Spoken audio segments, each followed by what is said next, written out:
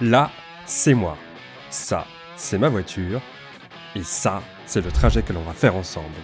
Et oui, j'ai décidé de partir sur un coup de tête pour aller au Japon avec une voiture qui a plus de 40 ans. On m'a dit qu'elle est pleine de rouille et qu'elle ne passera jamais le contrôle technique. Mais est-ce qu'elle peut aller jusqu'à Tokyo? C'est ce que l'on va voir ensemble.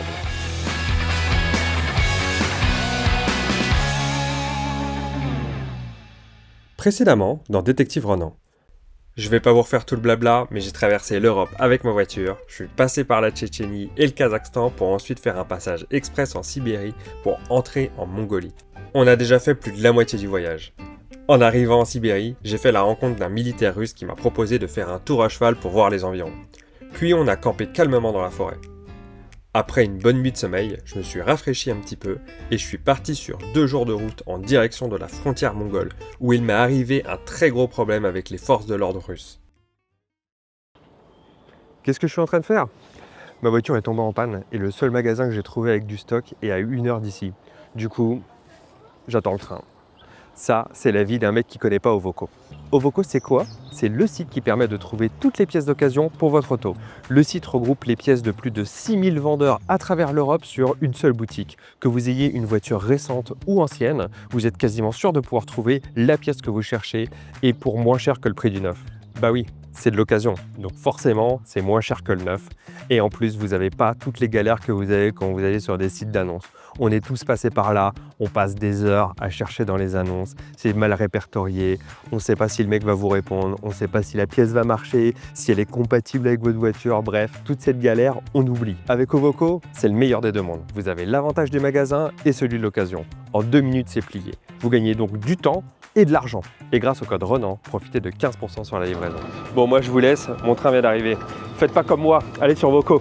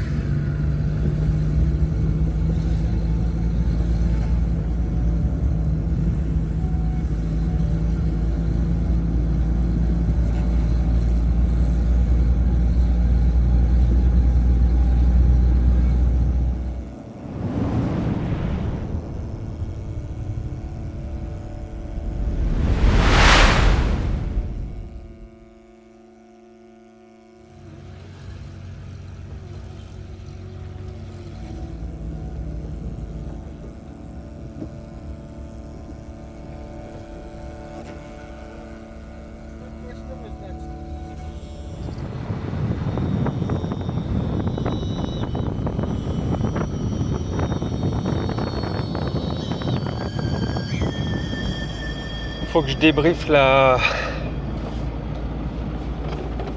Attendez là, j'ai plus les mots. Faut que je débriefe Ouah. C'était horrible.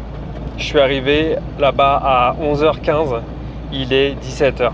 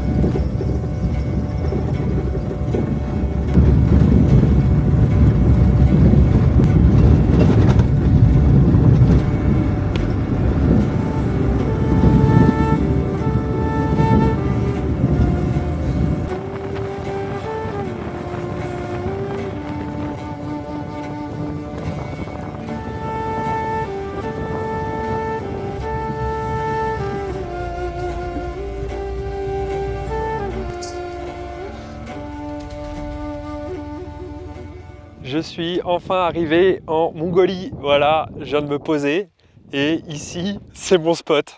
Voilà, là on est vraiment sur un espace, des volumes très intéressants, comme disent les agents immobiliers. Là, en termes d'espace, mais je veux dire, bon,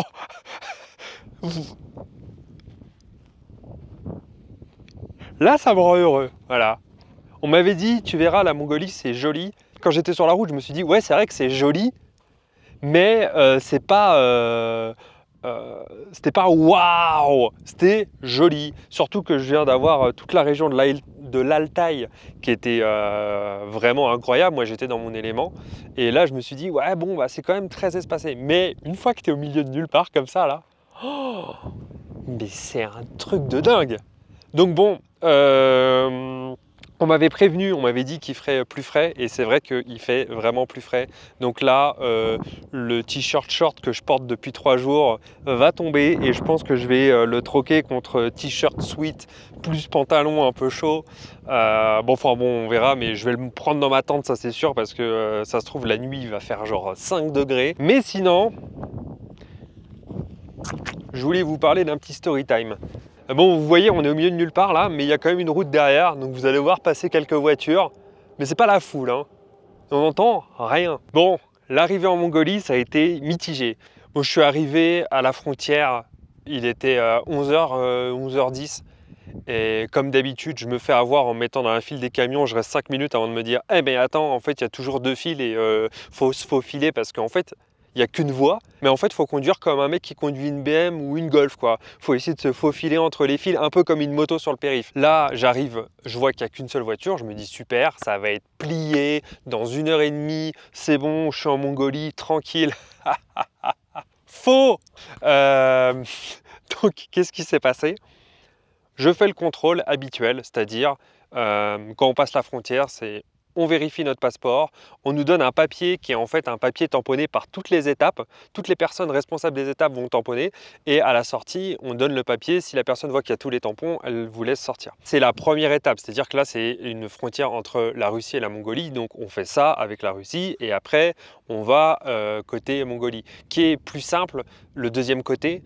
Pas parce que c'est la Mongolie, mais parce que vu que vous avez déjà été vérifié, eux ils sont plus cool, ils se disent bon ok, il y a déjà des gens qui ont tout vérifié, donc ils regardent vite fait le passeport, ils regardent dans la voiture qu'il y a bien le bon nombre de personnes, puis c'est bon. Donc j'arrive au contrôle en Russie, ils vérifient mon passeport, bon d'ailleurs au passage dans la queue je me fais gruger par 10 000 personnes, mais bon je suis pas trop dans mon élément, je suis un peu l'étranger, je la ferme, profil bas, je baisse la tête, voilà. Ils contrôlent mon passeport, nickel. Je passe au contrôle de la voiture, donc les Russes ils sont un peu plus tatillons que d'autres pays, mais ça va. Donc ils ouvrent le capot, ils regardent le moteur, ils regardent sous les sièges, dans le coffre, on va dire un truc classique, un contrôle classique. Et là, il ouvre ma boîte à pharmacie parce que j'ai une trousse à pharmacie où j'ai mis, en fait c'est d'ailleurs ma mère.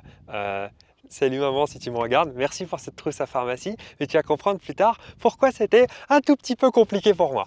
Alors, ils ouvrent cette trousse à pharmacie et ils regardent les Doliprane, ils sont là, c'est quoi ce délire des Doliprane, ne connais pas, c'est de la drogue dure. Donc ils regardent, moi j'essaye de traduire pour eux la notice qui est que en français. Et il est là genre ouais ok bon passons. Heureusement que j'avais que 4 boîtes parce que ma mère a voulu m'en passer 10. 10 je pense que j'ai jamais consommé 10 boîtes dans toute ma vie. Il regarde dans la boîte, parce qu'il y avait vraiment, on parle de Spasfon, de Doliprane, de Strepsil, vraiment des trucs mais basiques. Mais là ma mère a eu la bonne idée de mettre une boîte de Tramadol. Donc pour ceux qui ne connaissent pas le Tramadol, c'est un genre de Doliprane plus avec de la codéine et d'autres trucs. Je crois que c'est de la famille de l'opium ou un truc comme ça, opiaïdé, je sais plus, j'ai regardé sur Wikipédia. Bref, c'est du costaud. Et là le mec regarde, il regarde la catégorie et il me dit ça c'est une drogue dure, ça c'est un psychotrope, ça c'est hautement illégal, vous ne pouvez pas l'importer en Russie. Alors j'ai hésité à faire la blague, bah ça tombe bien, je sors, je l'emmène pas, mais je me suis dit ok, ils n'ont pas l'air d'être trop sur la blague. garez-vous plus loin.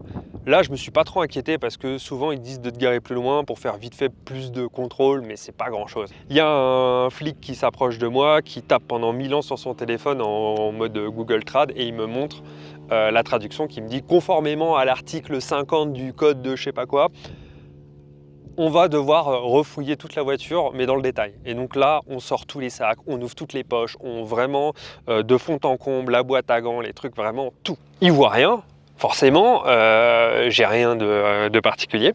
Et ils me disent, bah remballe tout et reste dans ta voiture. Et là, je suis resté, mais facilement 3 heures. Voilà. J'ai eu le temps d'apprendre un peu le russe, de lire un livre, de dormir, de manger des chips, de tester des nouvelles boissons. Vraiment, j'ai pris le temps. Voilà. Alors désolé, j'ai pas trop filmé parce que je me suis dit, ils ont pas l'air de bien rigoler. Donc si en plus je filme et qu'ils me voient et qu'ils me disent quoi, t'es en train de filmer dans la zone des frontières, j'ai pas tenté. Après ces 3 heures d'attente, il me réveille et il me dit Mister. Et là, il était accompagné de 2 gars, mais vraiment sortis de festoche. Bob, piercing, tatouage, bras, cou. Je me dis, mais ces mecs-là boivent de la 8-6. Ils ne sont pas policiers. Ce n'est pas possible. C'est pas possible. Je les suis. J'arrive dans une salle, genre salle d'interrogation. Здравствуйте, мистер Бонд. Садитесь. Là, je comprends qu'en fait, ça va être des témoins.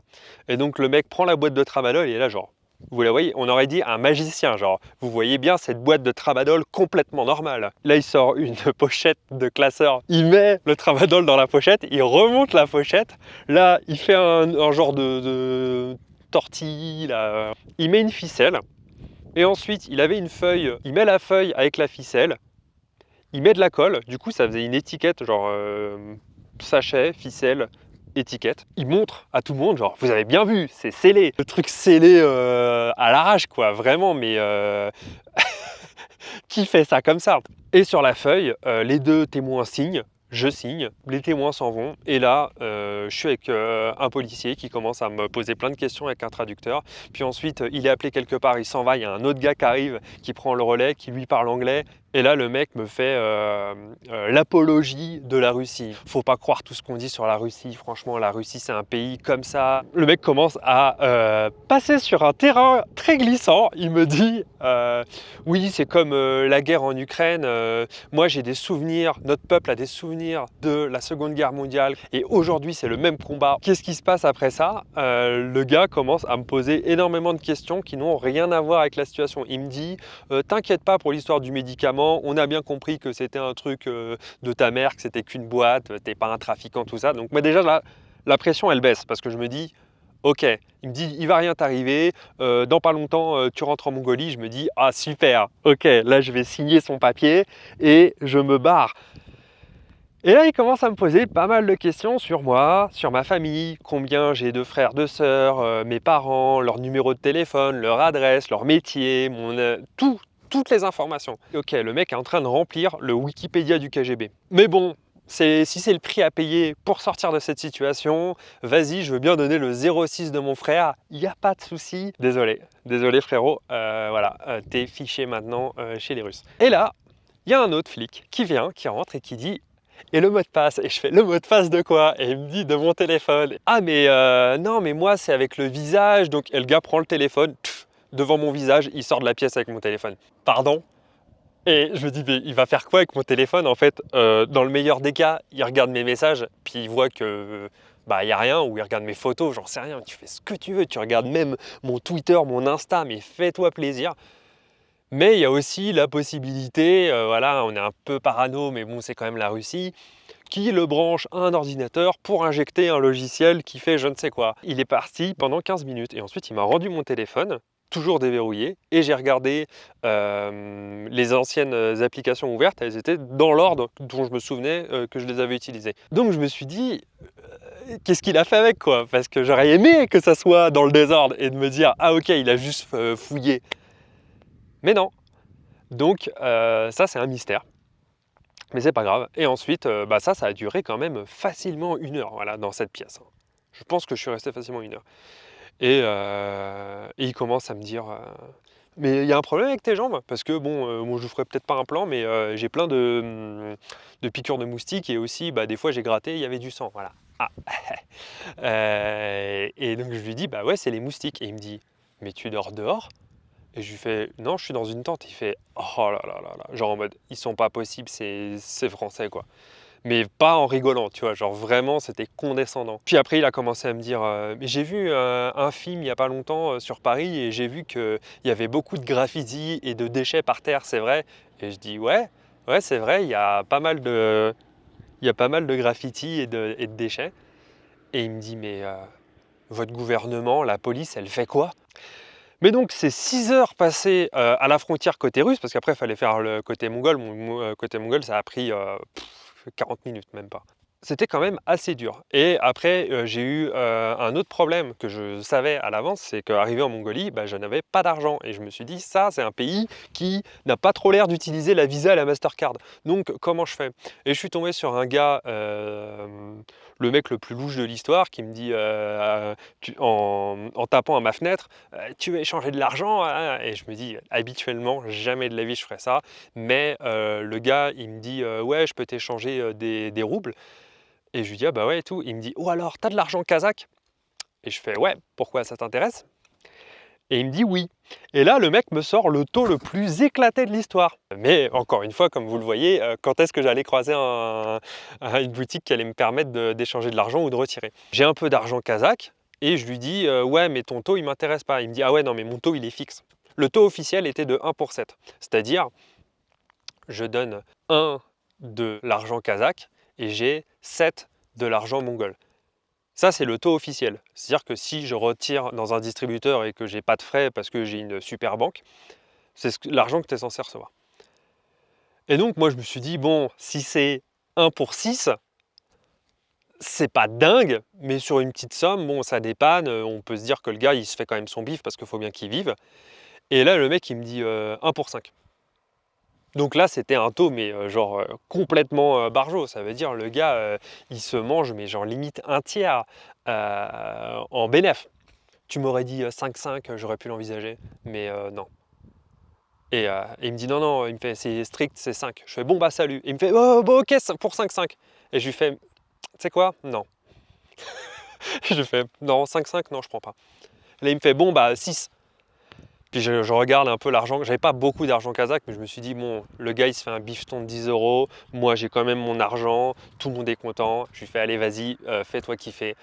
Le mec il avait le sourire, hein, donc il gagnait parce que le mec l'achète en dessous du prix, mais il le revend bien au-dessus. Donc en fait, il se fait une double marge. C'est ça qu'il faut penser. C'est-à-dire que le mec là, il se fait 10 euros avec moi, il se fait 10 euros avec le mec avec qui il vend cet argent. Et donc j'ai roulé ouais, même pas une cinquantaine de kilomètres et j'ai décidé de m'arrêter ici et je verrai demain ce que je fais. Parce que là, il commence à plus avoir de soleil, il commence à faire froid. Donc je vais mettre ma tente et on voit demain. En espérant que personne vienne me déranger ici, mais en même temps, qui voudrait venir me déranger là? Faudrait vraiment. Après, je peux comprendre, genre c'est ton terrain.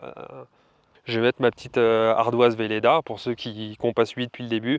J'ai une ardoise où j'écris dans la langue locale qui suit ce que je fais et que je reste qu'une seule nuit et que je repars le lendemain matin. Comme ça, ils ne s'inquiètent pas. Et s'ils voient une tente en pleine nuit, ils voient l'ardoise et ils se disent bon bah ok ça va, c'est que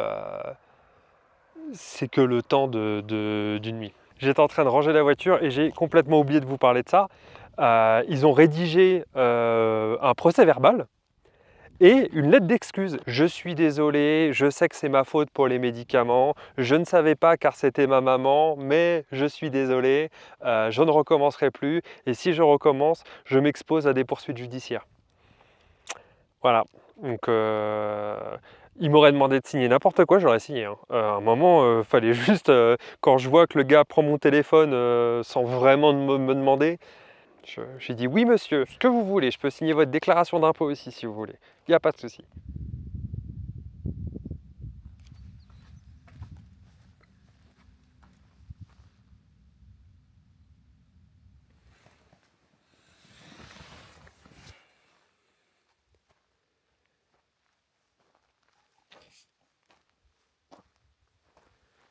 Je voulais vous montrer le spot. mais également le bruit.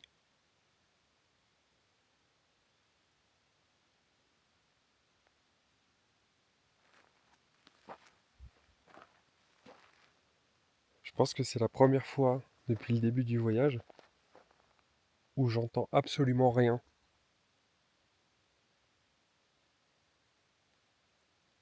Pas de bruit de voiture lointain, pas d'oiseaux, pas de vent, pas de voiture, pas de d'arbres, rien. Alors, on entend un tout petit peu des oiseaux, mais vraiment, il doit y en avoir genre 2 à 1 kilomètre. J'ai toujours du mal à m'en remettre là, c'est...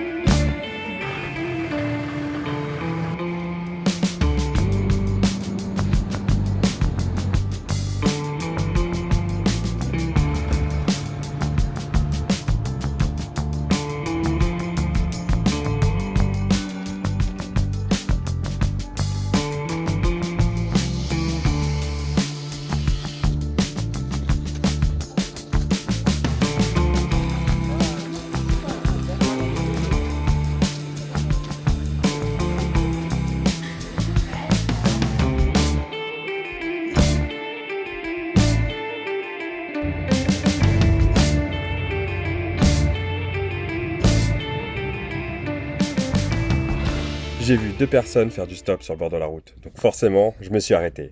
Le problème, c'est qu'ils avaient autant d'affaires que moi.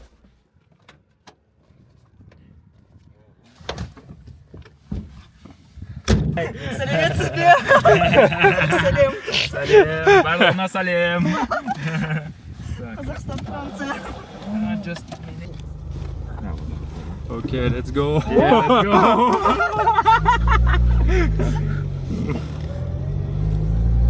Franța, Japonia. France, you very big way. Wow. It's we think about our way. It's very big way, but your way. Which city? Aktobe. Pavlodar. Да. Мы из Новосибирска. Новосибирск.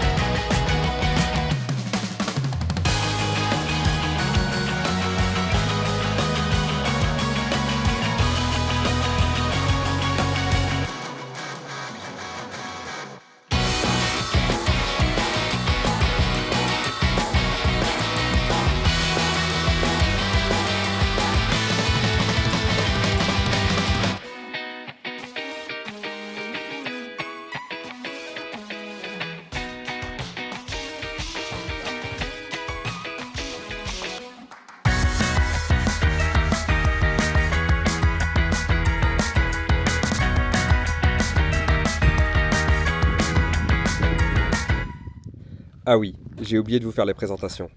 Là, c'est Aldiyar. Croyez-le ou non, mais c'est un chaman. Et là, c'est Mika. Elle est violoniste. Je les ai pris en stop sans savoir si c'était pour 5 minutes ou 2 heures. Mais j'ai bien l'impression que cette fois-ci, ça sera un peu plus long.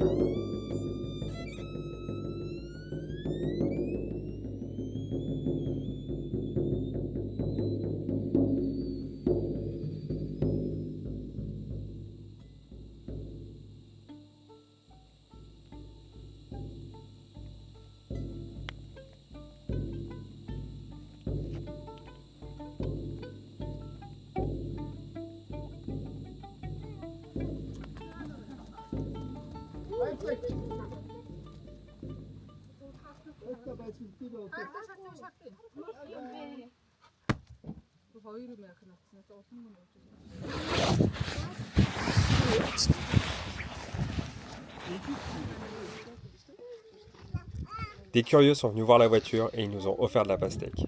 Ici, zéro réseau dans quasiment tout le pays, même pas pour envoyer un SMS. Du coup, on a essayé de communiquer avec eux en russe grâce à Aldi. Un des enfants parlait russe et pouvait traduire pour tout le monde. О, наверное, долго. Может быть, 2 дня, если повезет.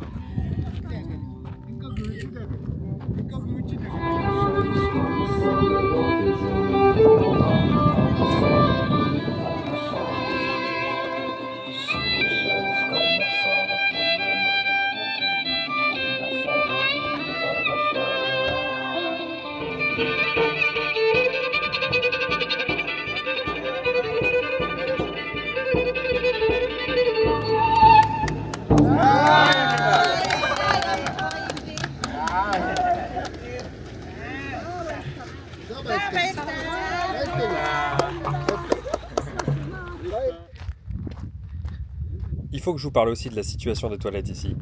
Pour faire simple, il n'y en a quasiment jamais. Et quand il y en a, ça ressemble à ça. L'odeur est insupportable. Donc, la plupart du temps, il faut faire comme les chats, sauf que je recouvre avec une pelle de jardinage. From France to Japan. So I'm going this direction. Thank you. How many days travel? 47. Thank you. Thank you. This is made of Cheese? yeah. Okay. No cheese. This is very Milk. milk. Arul. Okay. Mongolian name is Aro.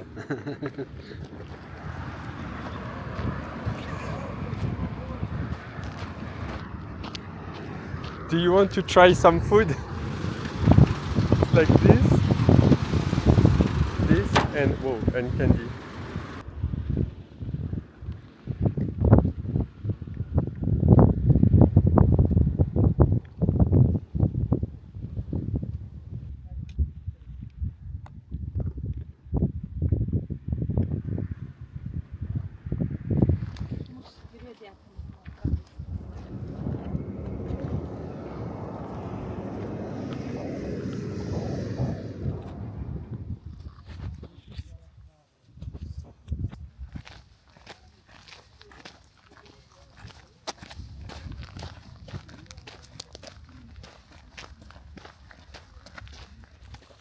About our way, it's secure. Spirits. These birds. Yes. When I don't know what I do now, Yes. I see this bird and he say me, come to me, come to me.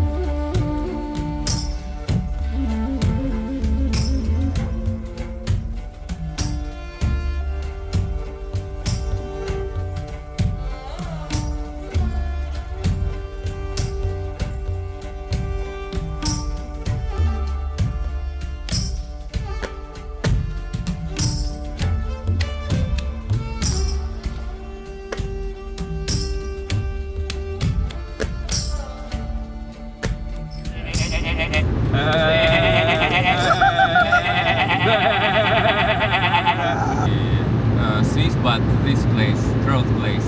Wow. Yeah.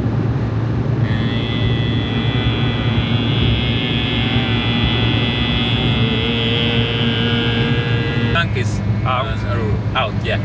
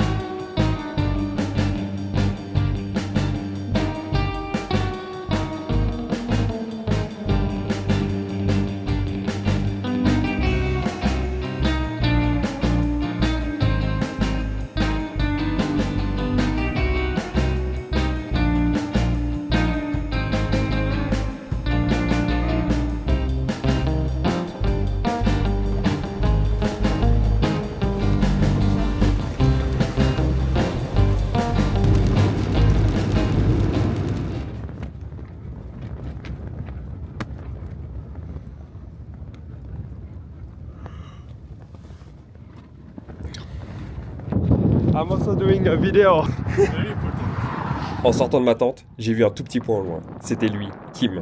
J'ai agité mes bras en criant et il est venu vers moi. How will you stay in Korea? Maybe 2 or 3 weeks. 2 or 3 weeks. And then you go to Japan. Yeah. Nice plan. Il m'a expliqué qu'il faisait Corée-Angleterre en vélo. Et ça fait déjà 6 mois qu'il est dessus. Yeah.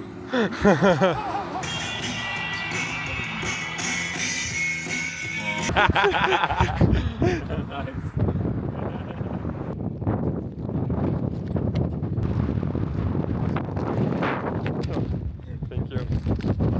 My name is Alti. Alti.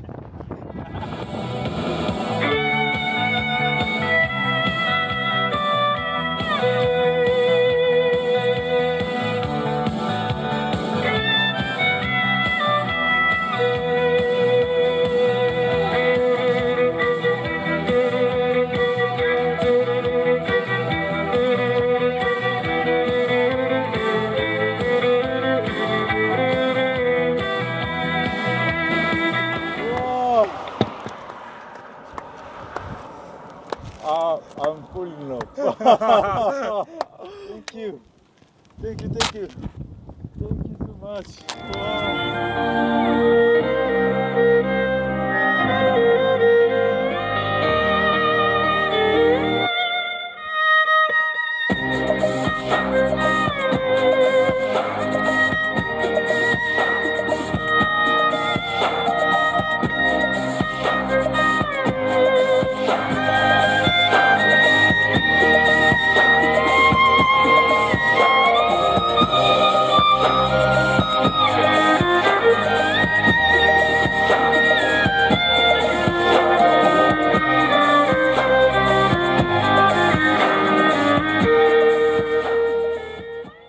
So, it was Bach? Bach. Partita. Bach. Bach. Bach. Bach? Sebastian Bach. Sebastian Bach. Yeah. Sebastian Bach. Sebastian.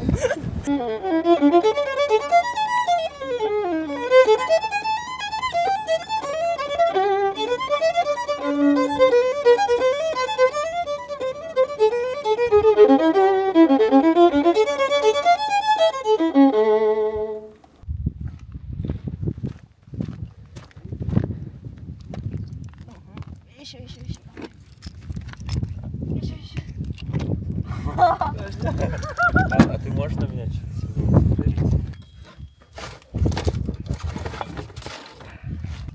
Ого. So, but Not enough? there's not much.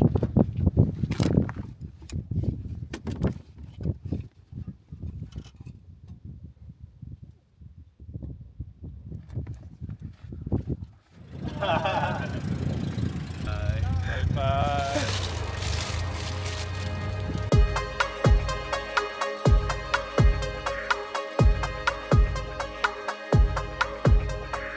I feel it in my heart beating. I feel it in my heart beating.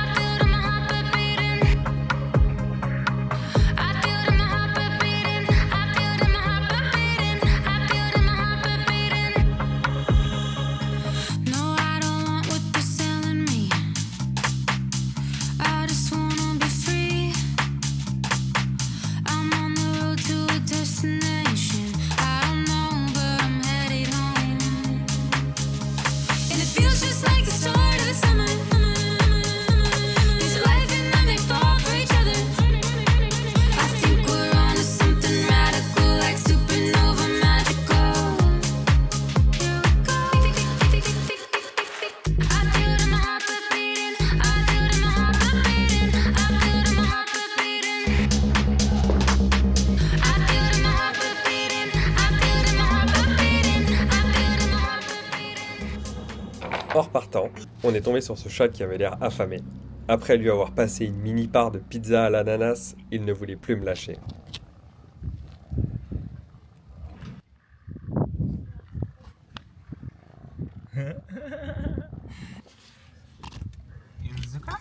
Yeah, in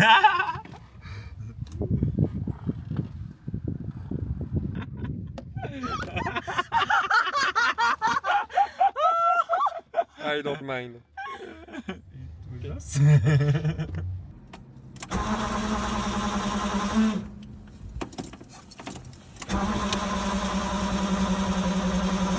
Bon, la voiture ne démarre plus, nouvelle panne, mais c'est pas grave parce que c'est juste le démarreur, donc il suffit de pousser la voiture et elle démarre. Et en plus de ça, on a un chat qu'on voit pas bien, mais il est là, voilà.